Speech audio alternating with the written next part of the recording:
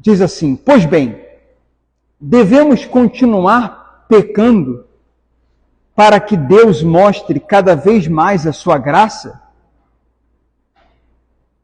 Claro que não. Versículo 2. Uma vez que morremos para o pecado, como podemos continuar vivendo nele? Então, esses dois versículos, pessoal, já faz cair por terra essa coisa de que a graça, eu sou filho amado, eu estou livre, a graça me alcançou, eu estou justificado, não é a lei, estou debaixo da graça, não é mais legalismo, agora é graça, e agora eu faço o que eu quiser, eu ajo do meu jeito. Nada disso, absolutamente não. Paulo está dizendo: pois devemos continuar pecando para que Deus mostre cada vez mais sua graça? Claro que não. Então a gente vai continuar errando para Deus, para ficar notório que ele é cheio de graça? Não, não precisa. Isso já foi provado. Ou acaso, uma vez que morremos para o pecado, como podemos continuar vivendo nele? Então, uma pessoa que se entrega para Cristo, uma pessoa alcançada pela graça, convencida pelo Espírito Santo a andar com Cristo, ela, mesmo nascendo de novo, mesmo tendo a presença de Deus, por ser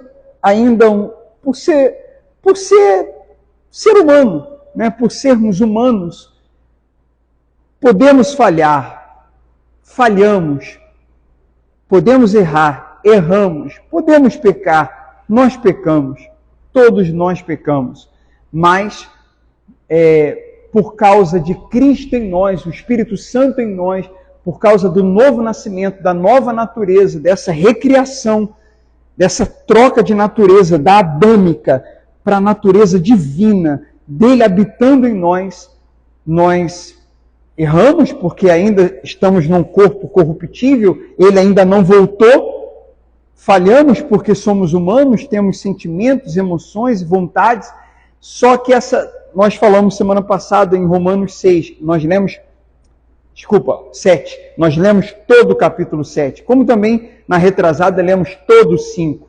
E hoje a gente está lendo o 6. Por que, Marcelo, não foi lido em 5, 6, 7? Por que foi 5, 7, 6? Porque o 7, apesar de estar na frente, é nele que Paulo fala da luta da carne com o espírito.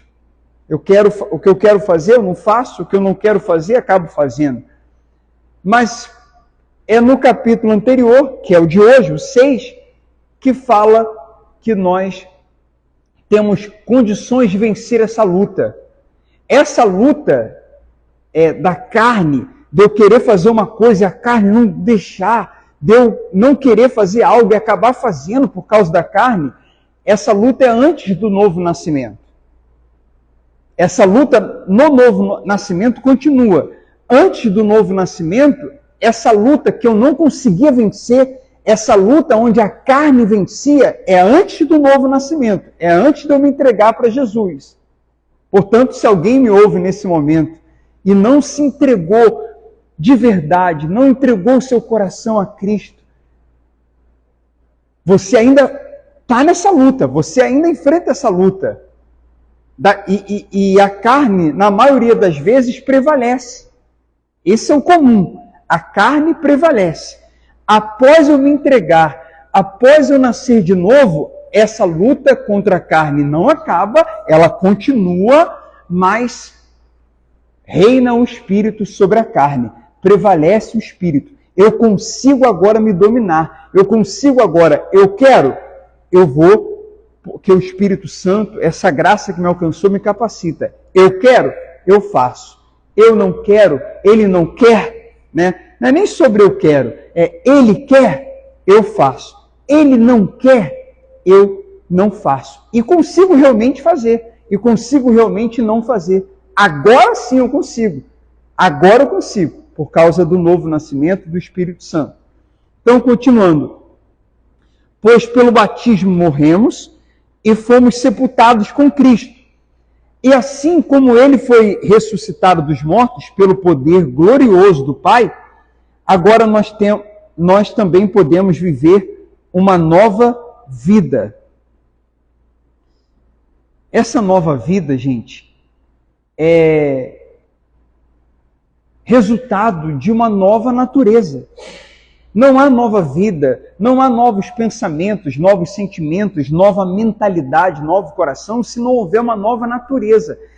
A natureza é a raiz das raízes.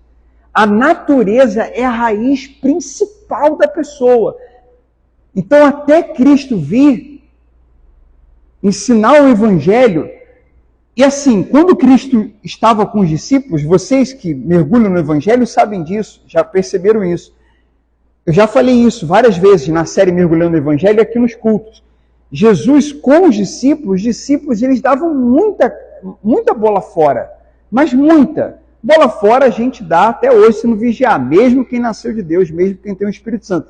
Mas era muita bola fora, porque Jesus estava ali do lado deles. Jesus encarnou, andava com eles, comia com eles, passeava com eles, pregava. Eles estavam juntos, era glorioso, era um privilégio, era maravilhoso. Você assiste o The Chosen, que eu tanto tenho indicado, tanto tenho falado, você lê o Evangelho e fica imaginando. Quantas vezes eu me imaginei sentado assim, ouvindo Jesus, com ele na mesa. Só que nessa nova aliança que é inaugurada a partir da morte e ressurreição de Cristo, aonde nós tivemos no Antigo Testamento a era do Deus Criador, Deus Pai.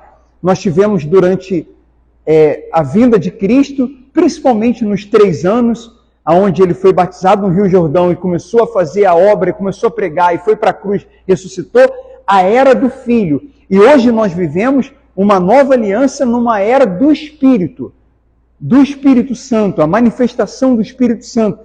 Que se você pensa que os discípulos eram privilegiados, que era maravilhoso, que era glorioso poder andar com Jesus, tocar, ouvi-lo, sentar com ele, caminhar com ele, vê-lo, é muito mais glorioso a nossa era, é muito mais glorioso essa nova aliança, é muito mais glorioso a nossa época. Na linha do tempo, o tempo que nós estamos é muito mais glorioso do que Abraão, Davi, Gideão, Moisés, e mais glorioso ainda do que o de Mateus, do que de Lucas, do que de Marcos, do que dos discípulos. Porque lá na antiga aliança era Deus dentro do templo, no Santo dos Santos, em algumas pessoas que ele escolhia para usar para o seu propósito. Mas o normal, o geral, o povão, né? O povo geral era para ter acesso a Deus no templo, com todas as cerimônias que se tinha que fazer. Na era do Pai, isso, na antiga aliança. Na era do Filho, não era Deus no templo, era Jesus, era Deus encarnado. Então, a revelação ficou muito mais profunda. No Evangelho, há uma atualização e um upgrade, a revelação que é progressiva. Por isso que é bom não perder nenhuma mensagem desse domingo. Se você perdeu, vai lá no Vida de Filho e procure ver, assistir o que você perdeu. Porque a gente já está há 8 semanas vindo desde Adão. Porque a revelação de Deus é assim, é progressiva, nessa linha do tempo. Só que quando ele vem à Terra, quando Jesus vem, digamos assim, que a revelação estava assim, ó. Mas quando Jesus vem, ela dá uma subida muito grande. É o ápice. Ele nunca tinha se revelado tanto. Só que quando ele vai para a cruz, morre e ressuscita, todos aqueles que se entregarem a ele recebem o seu Espírito. Recebem o seu Espírito. Recebem ele dentro. Não é como os discípulos, que era ele fora. que era ele do lado, recebe eles dentro. E em Atos, a gente vê que os discípulos, em Atos, que é a continuação da igreja, é quando Jesus sobe e a era do Espírito Santo começa. É em Atos que a igreja se forma, que esses discípulos, o discípulo que negou passa a ser muito corajoso, o discípulo que não se controlava passa a se controlar, os discípulos que ficavam de picuinha, porque tinha picuinha entre eles, tinha vaidadezinha. Uma vez eles estavam discutindo quem seria o maior entre eles. Aí Jesus virou e falou: o maior entre vocês? O maior é o que serve. O maior é o que serve. Jesus várias vezes teve que lidar com tretas, com probleminhas entre os 12. Entre os 12 mesmo. Não estou nem falando dos 70, não estou nem falando de outros discípulos. Entre os 12 já tinha problemas ali. Na série The Chosen, a gente vê, por exemplo, é mais claro quando Jesus escolhe Mateus. Porque Mateus era um publicano, um coletor de impostos, e o publicano era tipo um político muito corrupto. O publicano, ele, sendo judeu, ele cobrava de forma abusiva do povo judeu, ou seja, do seu próprio povo, porque ele era fechado com Roma. E ele ganhava em cima do que ele cobrava de forma abusiva a serviço de Roma. Então o povo judeu tinha uma raiva do publicano muito grande, porque para eles ele era. Eu acho que esse barulho é da água que voltou, né? Será que tem alguma coisa ligada ou é só caixa? Porque a gente estava sem água hoje aqui de manhã. Acho que voltou agora. Só para conferir, acho que é só de caixa mesmo. Ou talvez é uma torneira ligada, né? A água voltou e está indo lá. Estou ouvindo aqui. Estou pregando e ouvindo aqui. Mas, então, vocês compreendem a rejeição e a raiva que se tinha do publicano? Porque era visto como corrupto, era visto como um traidor da pátria, era visto como alguém que está ganhando dinheiro às custas do próprio povo, enganando o povo. Quando Jesus vai na casa de Zaqueu, quem era Zaqueu? Publicano. Quem era Zaqueu? O chefe dos publicanos. E Jesus quis ir lá. E quem somos nós para questionar Jesus? Jesus, com sua graça, acolhe, estende a sua mão e seu amor, porque Ele é amoroso, Ele é cheio de graça, quem Ele quiser. E se a gente criticar que alguém está conhecendo o amor de Jesus, a gente achando que aquela pessoa não é digna, então a gente não entendeu nada do Evangelho, nada de Jesus, nada da nova aliança, e nada do Espírito Santo, e nada de amor. Precisamos recomeçar então tudo de novo, porque Ele é amor. Ele quis ir na casa do publicano, e diz a Bíblia que ele foi, que o povo ficou questionando, ficou mó bafafá entre o povo. O que ele vai na casa do Zaqueu? E aí na série, quando ele escolhe Mateus, Mateus era o quê? Mateus do Evangelho, Mateus do primeiro capítulo. Também ele era um cobrador de impostos. Também era cobrador de impostos. Ele era como Zaqueu. Também cobrava impostos, traidor da pátria, corrupto. E a cena da série, essa cena, tantas outras. Primeiro a série mostra Jesus, dando um spoiler para quem não assistiu, só um pouquinho. E quem assistiu vai lembrar e vai vibrar, e é evangelho, e é amor. É Cristo puro. Quando Jesus... Primeiro, o Mateus, ele fica olhando Jesus. Jesus está chamando a atenção dele. Aí tem uma cena que ele fica olhando Jesus. Tem uma outra cena que ele fica olhando, e Jesus passa o olho assim nele. Tem uma outra que Jesus ele está andando, Mateus está lá dentro. Essa é quando... Tem uma que Jesus está passando, Mateus fica olhando. Agora, quando ele é escolhido, se eu não me engano, a cena é mais ou menos assim. Jesus ele tá tipo passando assim numa porta, como se fosse uma porta, né? Mudando de ambiente. Todos estão passando e Jesus está passando.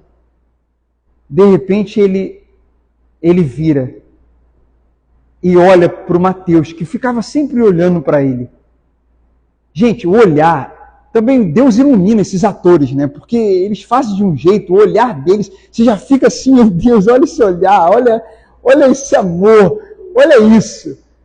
Jesus olha para Mateus e fala, aí chama ele, né? Mateus, acho que filho de Alfeu, Mateus, filho. Ele fala, Mateus. Aí ele fala, eu? Porque assim, é improvável ele não, qualquer um, menos ele. Eu? Ele fala, aí Jesus deixa bem claro que ele, Mateus, filho de Alfeu e tal, começa a falar coisas que só alguém sendo Deus para saber. Aí Mateus fica desconcertado. E a cena mostra o Pedro, que o Pedro, ele era impulsivo, o Pedro era agitado, o Pedro era dominante, o Pedro era da luta e tal. Pedro fala com Jesus, você sabe quem é ele? Pedro cutuca Jesus e fala assim, mestre, você sabe quem é ele? Você conhece esse homem? Aí Jesus fala, eu sei quem ele é. Aí ele fala, segue-me. Aí o Mateus vem, e só que durante o convívio, ainda depois que ele entra para o grupo, os 12 estão sendo formados, e eles fazem eles criam um contexto excelente dele demorar a ser aceito pelos 12, pelos outros. Por Pedro, por exemplo, dele demorar. Essa ideia de que, poxa, esse cobrador de impostos, agora ele é meu irmão, ele é discípulo do mestre, ele foi chamado, ele foi também escolhido. Isso é a graça. Isso é a mesa de Deus. A mesa de Cristo tem lugar para todos sentarem. E nós, repito, se nós pensarmos assim, fulano não deveria estar nessa mesa, Beltrano não poderia sentar nessa mesa, fulano nunca vai sentar nessa mesa. Gente, isso não é evangelho. Todos podem sentar nessa mesa. Todos podem sentar nessa mesa. Qualquer pessoa pode sentar nessa mesa. Agora, se vão se converter, se vão se arrepender de verdade,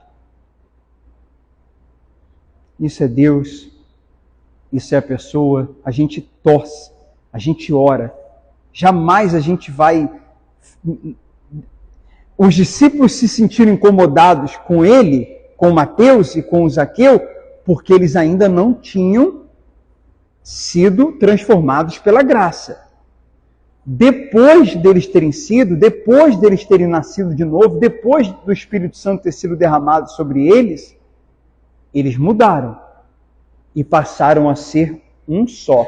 Em Atos, as maiores pregações de Atos, uma das maiores, é amor e unidade. Unidade, unidade, unidade, união, união, união, união e união. É a maior pregação de Atos após o Espírito Santo ser derramado. Porque o Espírito Santo foi derramado.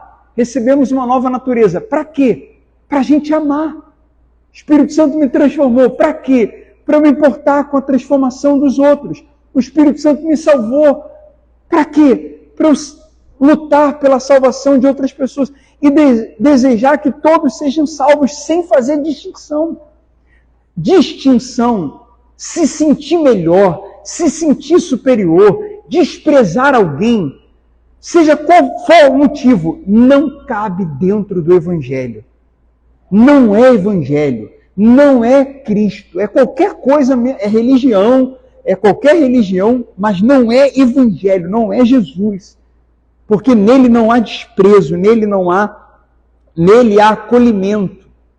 Mas e a pessoa que ouvir, apartai-vos de mim que eu não vos conheço, no julgamento? Foi essa pessoa, na verdade, que o negou. Foi essa pessoa, na verdade, que não aproveitou. Foi essa pessoa que não se rendeu. Não ele que desprezou ou que não aceitou alguém. Porque ele está pronto para acolher a todos. Deus amou o mundo de tal maneira que deu o seu Filho para que todo aquele que nele crê, no Filho, não pereça, mas tenha vida eterna. Esse amor incondicional, esse amor universal, Esse amor total, esse amor, ele atinge, ele foi por todos. Por todos. Os que creem nesse amor, os que creem no que ele fez na cruz, os que creem na sua graça, os que creem no seu nome, os que creem na sua obra da cruz, recebem essa graça, recebem esse amor, recebem esse Espírito, recebem essa nova natureza e agora, com a nova natureza, conseguem fazer a vontade de Deus, conseguem amar, conseguem se negar, conseguem praticar a palavra. Agora conseguem. Se outrora falava, é muito difícil, eu não consigo não, perdoar fulano não dá, mas olhar com bons olhos para o Beltrano não dá não. Mas aí é demais. Gente, na graça não ficou mais fácil. Na nova aliança não ficou mais fácil. Se você ler a cartilha do cristão, as mensagens mais importantes, é difícil, né? Tudo é importante, mas existe uma cartilha do cristão genuíno. Existe uma cartilha que Jesus deixou, que é Mateus 5, 6 e 7. Mateus 5, 6 e 7. Você vê que ali ele elevou realmente o patamar da obediência. Essa mensagem de que estou na graça e agora a coisa ficou mais frouxa, isso é completamente equivocado. Completamente. Porque Jesus ali, claramente, isso vai ter em muito no Novo Testamento. Mas vamos falar Mateus 5, 6 e 7. Ele fala, se você olhar e cobiçar a mulher do próximo, já está adulterando. Se você odiar uma pessoa, já está assassinando. Então, se antes era o ato concretizado, agora é alimentar aquele pensamento e sentimento, o pecado já está sendo consumado. Só que, preciso que vocês entendam essa parte aqui agora. Por favor, preciso que vocês entendam aqui essa parte. Da mesma forma que agora só de olhar, só de cobiçar está adulterando, só de odiar já está assassinando, então alguém poderia dizer, nossa, está muito difícil então isso. Ficou mais difícil. Entenda, só que antes, controlado pela natureza humana, o ser humano não conseguia nem obedecer os 10 mandamentos. O ser humano não conseguia obedecer a lei de Moisés. O ser humano não conseguia fazer a vontade de Deus. Esse Jesus que está dizendo, ame, se odiar já está matando, se cobiçar já está adulterando. Esse Jesus que parece estar dificultando, ao mesmo tempo, ele nos capacita. Se ele... Sabe aquela frase, não sei se você já ouviu, ele não pede nada.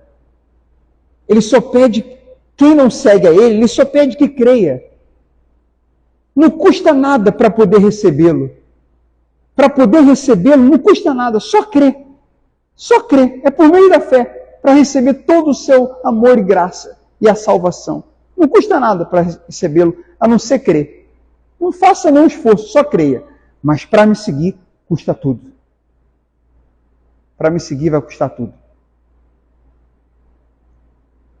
Só que, é isso que eu quero que vocês entendam. O Jesus que fala, me siga, não adultere, não assassine, não odeie, ame, seja generoso, se torne parecido comigo, ele não só fala.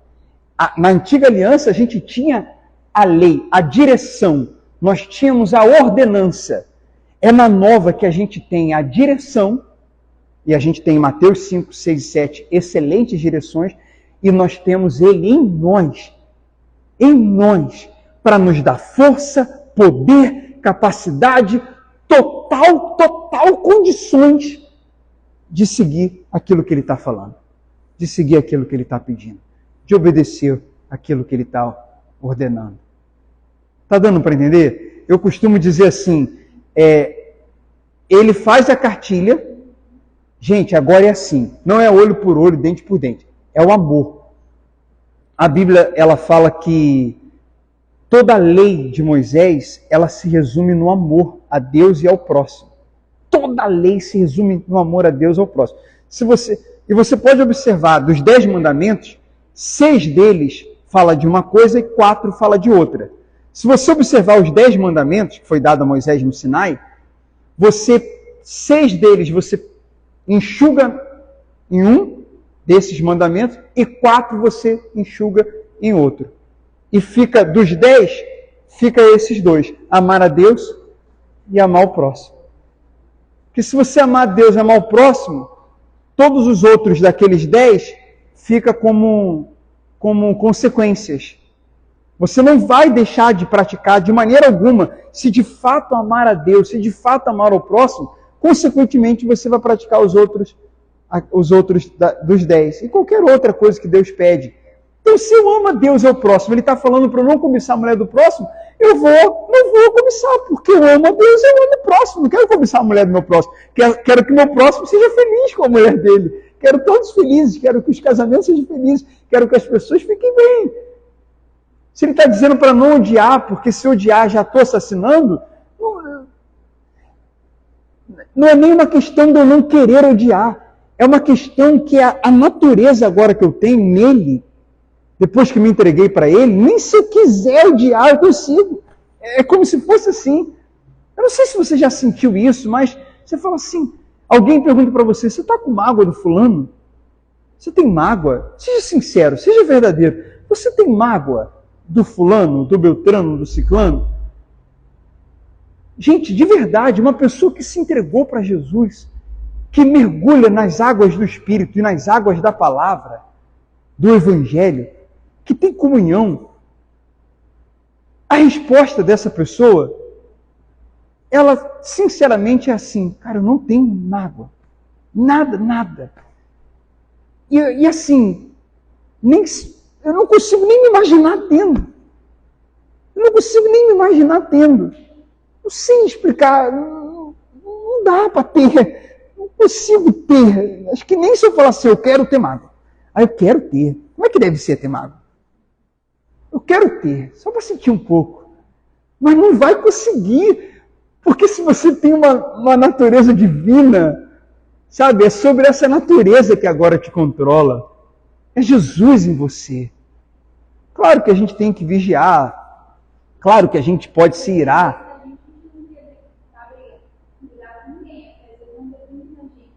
Se possível, tendes paz com todos. Esse é o caráter do cristão genuíno, se possível, ter paz com todos. Se possível, com todos. Sabe, orar por todos, todo mundo bem, todo mundo salvo, problema com ninguém. Tem gente que fala assim, eu estou viajando, estou numa viagem top, ou então, olha só onde eu estou. Eu mesmo já brinquei, né? Uma vez eu fui fazer um treino, aí eu estava voltando de bicicleta, aí em vez de voltar por dentro aqui, voltei pela orla. Aí quando eu vi, começou a chover, mas eu tinha feito um treino, mas foi um treino tão bom. E antes eu tomei café, tomei um negócio, que eu estava pilhado, e ouvindo música no mar. Sabe que você está... Aí eu falei, rapaz, uma pessoa que vem, e eu tinha feito orações naquele dia também, já tinha lido a Bíblia. Então você junta a Bíblia com oração, com treino, com música. Sabe que você fala assim, eu não quero guerra com ninguém. Qualquer coisa que me fizer aqui, junta a vitória toda, ninguém vai me aborrecer hoje. Aí eu estava vindo, e às vezes as pessoas falam isso. É uma mulher que tem isso, aquilo, não quer guerra com ninguém. Um homem que tem isso e aquilo, não quer guerra com ninguém. É uma mulher, por exemplo, que a sua casa está toda limpinha, né? Está tudo cheirosinho e não está nada fora do lugar. Dizem que essa mulher não quer guerra com ninguém, né? É uma pessoa que faz sua atividade pela manhã, acorda cedo e cumpre ali, faz o seu devocional, ela também não quer guerra com ninguém. E outras coisas, né? Só que, na verdade, isso ainda pode oscilar, porque nossas emoções oscilam. nossas vontades oscilam, os dias oscilam, dias bons e maus. A pessoa realmente que o tempo todo, que de forma permanente não quer guerra com ninguém, é a pessoa que nasceu de novo e que é controlada pelo Espírito Santo. Essa faz de tudo para evitar um problema. Essa é pacificadora. A Bíblia chama de promotores da paz. Lá na cartilha do cristão, Mateus 5, 6 e 7, Jesus fala: bem-aventurados os pacificadores. Ele fala de várias bem-aventuranças. Uma delas é: bem-aventurados os pacificadores. A dissensão, a discórdia, o disse-me-disse, a contenda, o desprezo, isso tudo é carne. Carne. Carnalidade. Tem numa igreja? Tem, porque nem todo mundo é nascido de novo. Então tem. E até se fosse todo mundo nascido, teria. Porque embora seja todo mundo nascido, é todo mundo ser humano. Teria muito menos, teria pouco, mas teria. Mas teria. Está dando para entender? Porque o Espírito Santo nos controla. Então, não cabe graça barata. Eu não gosto muito do nome hipergraça, não, porque a graça é hiper mesmo. É hiper, ela é maravilhosa, ela é abundante, ela é hiper. Não costumo usar muito o hiper, não. Existe um outro nome dado, chamado de graça barata, quando há uma libertinagem.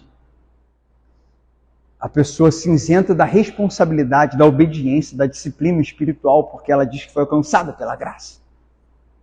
Não é assim. Há uma disciplina, há sim obediência. O que muda é aqui dentro. Eu não vou assassinar, ou adulterar, ou cobiçar, ou odiar, porque está numa tábua, escrito numa pedra. Ou porque alguém me disse para não fazer isso, porque não pode, que é proibido. Eu não vou fazer, porque o que eu sou, a nova criatura que eu me tornei, não permite, eu não quero. Eu não sou assim. Eu não desejo. Os pensamentos e sentimentos que predominam em mim são os pensamentos e sentimentos da nova criatura, da nova natureza de Jesus, do Espírito Santo que habita em mim. Que muito mais do que na antiga aliança habitava só em alguns e dentro do Santo dos Santos, dentro de um templo. Muito mais do que na era do Filho que habitou, que já foi glorioso, do lado, agora na era do Espírito, na nova aliança, habita dentro. Ele dentro de mim. Eu me relaciono com Ele, com Sua palavra, e Ele vai mexendo aqui dentro, e vai colocando tudo em ordem. E na hora da aflição, na hora da luta, na hora do deserto, na hora da dificuldade, Ele que me acalma, é nele que eu me refugio para me acalmar, para confiar, para esperar, para não me precipitar, para não entrar em parafuso, para não entrar numa depressão, para não deixar que o desespero me tome conta. Ele está em mim. Aliás, gente, o Espírito Santo, quem se entregou para Cristo, o Espírito Santo é alguém que você conversa, alguém que está dentro de você, não é alguém que você invoca como se fosse descer. É alguém que está dentro de você. É alguém que você mergulha, em oração você mergulha para dentro de você e para dentro dele, nas águas dele. É muito mais um mergulho do que uma busca. É muito mais um mergulho do que uma busca. É muito mais um mergulho do que uma invocação. Aliás, não é uma invocação. Não é. Ele está dentro de nós. Deixa ele fluir. Mergulhe mais na palavra dele. Tenha mais tempo com ele. Deixa ele fluir. Por que só para encerrar, a gente continuar ali, só falando dessa parte dos desejos, né? Eu não faço porque está numa tábua, eu faço porque eu não quero mais fazer. Eu mudei. Ele me controla, ele não deixa eu sentir isso. É o que eu sou. Não é por uma ordem externa que eu recebo. Ele escreveu a lei dele no meu coração, na minha mente. É nova aliança agora. É ele em mim. uma cena de uma série onde o rapaz, lembra muito até Saul e Davi. O rapaz fez muita maldade contra um outro, e quando esse outro teve a oportunidade de se vingar, ele estava nas mãos dele se vingar de alguém que já havia feito coisas horríveis contra ele. Estava nas mãos dele. E ele não se vinga, ele não mata, ele não faz nada. E aí a pessoa fala assim: por que você não me matou? Por que você não me matou? Eu fiz muita maldade contra você, eu já tentei te matar, eu te mataria. Por que você tem a chance e não me matou? Ele fala: porque eu não sou você. Porque eu não sou você. Porque eu não sou você. Porque, agora levando para o Evangelho, porque essa não é minha natureza. Porque eu não sou mais controlado pela natureza humana. Não sou.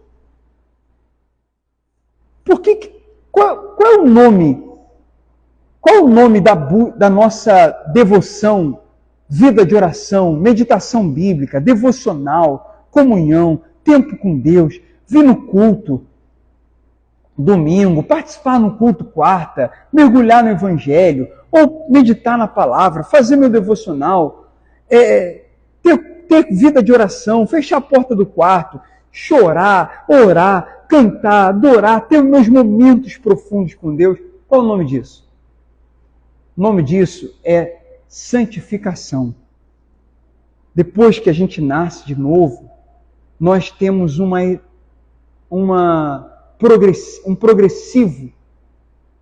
crescimento, um desenvolvimento, uma relação progressiva com Deus, onde a gente pode melhorar muito, mudar cada vez mais, melhorar, ser mais parecido com Cristo, cada vez mais parecido com Ele. Isso é um fato. Não dá para negligenciar isso. Não dá para parar. Foi alcançado pela graça e agora eu paro. Não dá para parar. A própria graça não me deixa parar. Ela me impulsiona a buscar mais. Mais e mais e mais e mais e mais. Porque a verdade é o seguinte: o nascido de novo, a pessoa que recebeu o Espírito Santo, fica 3 semanas sem ler a Bíblia. Eu falava isso no culto, não falei de manhã não, falei à noite, no culto da noite. Fica 2 semanas sem ler, fica 3 semanas. Começa a dar uma empurrada com a vida espiritual, começa a dar uma empurrada com a barriga. Entra numa zona de comodismo e vai levando a vida espiritual, dando desculpas, dizendo que não tem tempo, que não está dando tempo, que está corrido. Vai colocando outras coisas à frente da vida espiritual. Vai colocando trabalho, família, as demandas, os afazeres acima do espiritual. Resultado disso, não imediatamente, mas o resultado disso, com o passar do tempo, o pavio vai ficando mais curto, fica ou não fica? O estresse que já estava sendo cada vez menos, quase já não estava tendo. Não vou falar que o estresse tinha acabado, não. Todo mundo tem os seus momentos de estresse. Eu acho que seria um discurso ilusório e irrealista. Tem essa palavra? Não seria um discurso real. Depois vê se existe aí. Mas não seria real e talvez até hipócrita falar que ninguém se estressa. Mas é muito menos, é pouco. Com a nova natureza e tendo comunhão, você se estressa muito menos. Nossas reações são muito melhores diante das lutas. Outrora, descabelados ficávamos, outrora preocupados, ansiosos, muito mal. Agora, não. Mas não basta nascer de novo. É preciso se dedicar nessa santificação. Porque o relaxamento, uma hora a conta chega, a fatura vem. Está empurrando a vida espiritual com a barriga, o tempo passa, o estresse aumenta, começa a tomar conta, o pavio fica mais curto, o nervosismo parece voltar o nervosismo da velha criatura. Parece voltar uns sentimentos, uns desejos lá da velha criatura. Não é que volta, não é que precisa nascer de novo e toda hora ficar nascendo de novo, não. Não é isso. É que a carne, ela está, naquele momento, falando mais alto. Por quê? Porque não nasceu de novo? Não necessariamente. É porque está faltando comunhão, está faltando oração, está faltando mergulho, está faltando meditação, está se colocando, está se fazendo muitas coisas, está se agindo como Marta e não como Maria. E aí a carne vai falando mais alto. E o problema é tomar decisões na carne. O problema é surgir uma situação difícil e você não está legal, a carne está falando mais alto que o espírito, e justamente naquele momento você vai tomar decisões. Você vai tomar decisões erradas. Aí você, não, eu vou reagir. Você vai reagir na carne. E vai parecer até que você não tem o Espírito Santo. E às vezes tem. Em muitos casos até tem. É que está tratando a vida espiritual de um tempo para cá de um jeito que ela não pode ser tratada. Então, gente, é se entregar a Cristo, nascer de novo, ser controlado pelo Espírito Santo e não deixar a peteca cair. Porque o esfriamento e a mornidão, ela acontece. Na vida espiritual é pior do que qualquer coisa e ela é igual a outras áreas. Se você treina todo dia e você fica 4 dias ou uma semana sem ir, naquele teu dia do retorno, parece que você está quebrando as muralhas, está derrubando as muralhas de Jericó. Fala, mas não estava fácil, não estava sendo direto. É porque para voltar, às vezes, é uma luta danada. Então, não pare. Principalmente a sua vida espiritual. Não pare. Porque você vai ter problemas. As lutas vão vir. As lutas vêm. Desertos vêm para todos nós. Mas não importa o tamanho do Golias, o tamanho do deserto, o tamanho da luta. Importa o teu tamanho. Importa como você está. Porque como você está vai definir como você vai reagir. E é impressionante que quando a gente está em comunhão, a comunhão está em alta. Como que a gente enxerga as coisas menores? Como que coisas que as pessoas maximizam a gente minimiza? Como que tempestades que a gente mesmo faz, às vezes, ou já fez, ou as pessoas fazem, a gente simplifica. Calma aí, vamos resolver. Tem várias possibilidades de resolver isso aí. Calma, vamos confiar. Mas é impressionante que se a carne estiver prevalecendo, ou seja, alguém que não se entregou para Cristo, ou até que se entregou, mas precisa renovar, precisa vigiar, precisa acender essa chama que uma vez brilhou, impressionante como que a pessoa maximiza as coisas. Como que ela complica mais ainda o que já é complicado. Ou ela complica o que não é complicado. Impressionante como que ela faz tempestades em copos d'água. Então, gente, se a gente se entregar a Cristo, nascer de novo, e, sabe, eu estou passando para vocês aqui o feijão com arroz, a farofinha e o bifinho. É aquela coisa simples, gente, simples. E a saladinha, não posso esquecer, né, seu Jardim? E uma saladinha também. O arroz, o bifinho, a carne e as folhas, e as saladas. Sem salada não pode. Sem salada não dá. Aí não. Então, com aquela saladinha sem sal, com azeitezinho, azeite pode, um azeitezinho. E aí você, para substituir o sal, coloca o que, seu Jardim? Uma salsinha, um orégano, uns bons temperos. E aí você come aquela comidinha ali simples, comida da vovó, comida simples, nada chique, mas que te sustenta, que te nutre, que te alimenta e que é gostosa demais. É isso que eu estou passando. Se você se entrega... Está muito frio para ele? Se você se entrega nasce de novo e mantém essa relação em alta, essa chama acesa, essa comunhão, então não são seus pensamentos, sentimentos que prevalecem, não é a carne, é o Espírito, é o que ele quer, é o que ele pensa, é o que ele sente. Você não se reconhece, você perdoa, você ama, você se importa com pessoas que nunca se importaram com você. Você não joga o jogo das pessoas, você não joga o jogo desse mundo, você não joga, você não dança conforme a música. Você não se importa só com quem se importa com você não ama só quem te ama, você não ajuda só quem te ajuda, e você não só se dá bem com quem concorda com tudo que você pensa. Você vai para outro nível. É um nível da nova aliança, da graça, do Espírito Santo, de Jesus, do Evangelho. Você se importa até com quem não se importa com você ora até por quem não deseja seu mal, você está à disposição a ajudar até quem não te ajuda, você se vê maior porque Deus está contigo do que os problemas, você minimiza o que é grande, não sem ser irresponsável, sem deixar de lado completamente a realidade. Mas você não faz tempestade de copo d'água, você sabe que o Todo-Poderoso é seu amigo, que Ele habita em você, não está do teu lado, não está no templo, Ele não está aqui domingo, Ele não é alguém que você vem aqui domingo para poder buscar.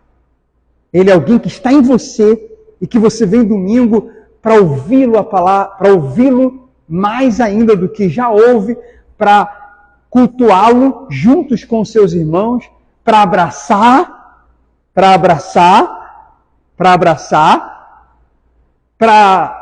servir e ajudar alguém que, diferente de você que já está na caminhada, alguém que está chegando na caminhada agora, e você poder estar, só presencialmente você consegue receber essa pessoa que está na caminhada.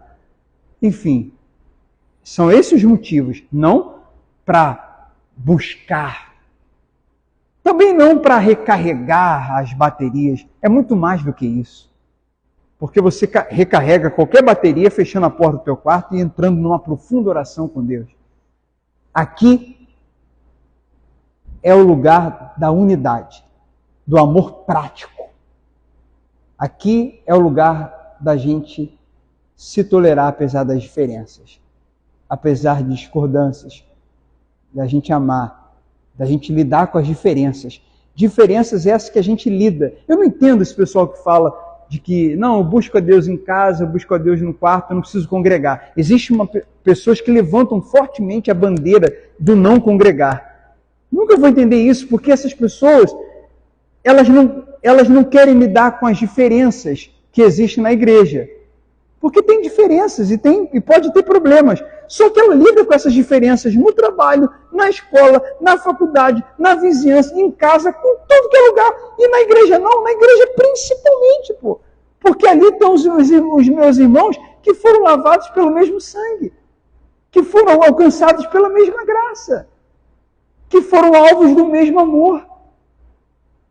E essas diferenças nos fazem crescer, melhorar, aumentar nossa paciência, reconhecer erros em nós que só convivendo com outros eles são expostos, que sozinho eles não são expostos. É igual ao casamento. Uma das coisas boas do casamento, que não é fácil, mas uma das coisas boas do casamento é isso, é você ter alguém para dizer, você precisa mudar nisso, você precisa mudar naquilo, você precisa mudar naquilo outro. Que às vezes o pessoal do trabalho, da igreja, às vezes alguém não está falando. No casamento o papo é bem reto. É bom que o papo reto seja no momento tranquilo. Melhor momento para discutir a relação ou para falar de algo complicado é no momento top. As pessoas pensam assim, não vou estragar o momento bom falando de algo complicado. Aí tá, então fala de algo complicado, no momento complicado, tu vai ver a desgraça que vai ser. Então é para falar quando? No momento bom. No finalzinho do momento bom. Fica a dica. Também não precisa falar no início do momento bom. Mas vai no finalzinho do momento bom. No finalzinho do momento bom, os dois estão calmos, os dois estão tranquilos, os dois estão, os ânimos relaxados, e aí você vai lá e entra no assunto. o que muitos de nós fazemos? Entramos nesses assuntos mais complicados nos piores momentos possíveis que a pessoa pensa. Quando tiver pior, quando a pessoa estiver nervosa, quando eu estiver mais nervoso, é aí que eu vou falar aquilo de pior que eu tenho para falar. Ótimo! Tu vai jogar uma bomba em cima de uma bomba. São duas bombas. É um vulcão que vai entrar em erupção. Ótimo, claro que eu estou falando com ironia, né, pessoal? De ótimo isso não tem nada, né? Vamos orar, vamos terminar aqui, vamos orar. O vento balançou aqui as folhas.